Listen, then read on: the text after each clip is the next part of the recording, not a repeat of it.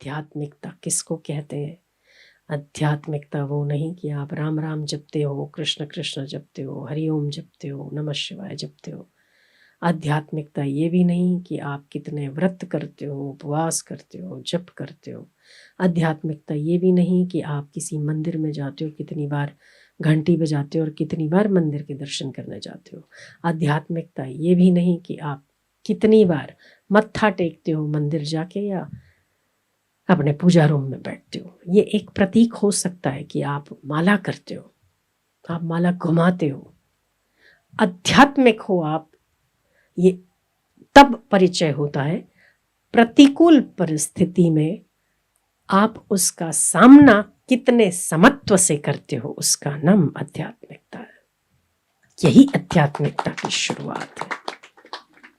Acceptance, जिसको acceptance होगा उसको समता भी आएगी, जिसको एक्सेप्टेंस नहीं उसको समता कैसी? तो आध्यात्मिकता ये नहीं है कि आप बहुत सारा दिन माला घुमाओ माला घुमाओ। माला घुमाने वाले लोगों को कोई भगवान नहीं मिलता।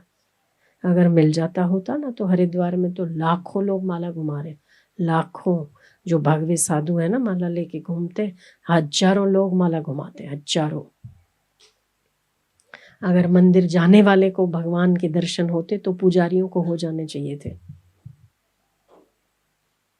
सारा दिन वो भगवान की मूर्ति से चिपके पड़े, नहीं होते।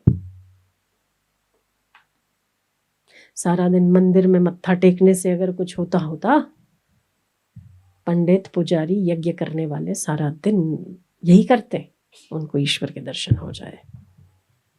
ऐसा नहीं है।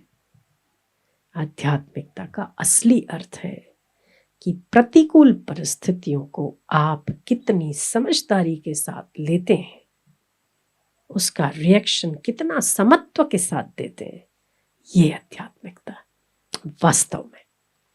बाकी तो दिखावा ही है। मैं हम फलाने गुरु को मानते हैं। आजकल तो गुरु की भी ब्रांड ही हो गई है। कितने लोग हैं जो हम गीता को फॉलो करते हैं, कितने लोग हैं जो कृष्ण के जीवन पर नजर डालते हैं, कितने लोग हैं जो अपने जीवन में कृष्ण के उपदेशों का पालन करते हैं।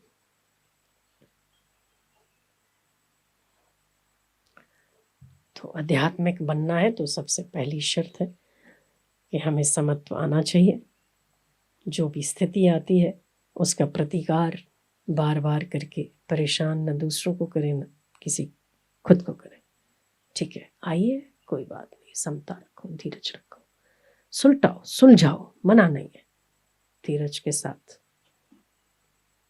समझदारी के साथ, फोर्सफुली किसी भी चीज को किया जाएगा दुगने फोर्स के साथ वापस आती है। एक्सेप्ट करो, जीवन में स्वीकार होना चाहिए। ये भी स्वीकार करो आप। ये कैसे हम लोग ना डर दे, ऐसा कैसे हो सकता है, कुछ आया और ऐसे कैसे स्वीकार, हम सोच के ही डर जाते हैं, है ना। वही तो भय निकालना है ना। हो जाएगा, क्या होगा। अभी तक तो हमने थ्रो ही किया है ना, अब स्वीकार करके देखो, हो सकता है कुछ बेहतर हो जाए। अभी तक तो हमने अपने हिसाब से सब स्थितियों को फेंका ही है ना, अब स्वीकार करके देखो, हो सकता है कुछ बेहतर हो। कैच करो, और क्या। और उसके लिए ध्यान का अभ्यास बहुत काम लगता है, बहुत हृदय को, मन को, बुद्धि को बहुत स्ट्रांग बनाता है।